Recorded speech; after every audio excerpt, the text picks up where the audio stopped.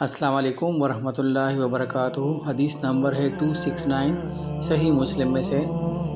ابو سفیان نے حضرت جابر رضی اللہ تعالیٰ عنہ سے روایت کی کہ ایک آدمی نبی اکرم صلی اللہ علیہ وآلہ وسلم کی خدمت میں حاضر ہوا اور پوچھا، اے اللہ کے رسول، واجب کرنے والی 2 باتیں کون سی ہیں؟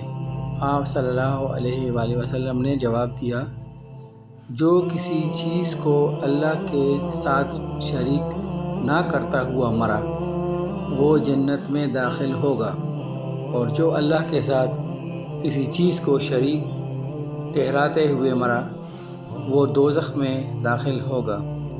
یعنی توحید جنت کو واجب کر دیتی ہے اور شرک دوزخ کو۔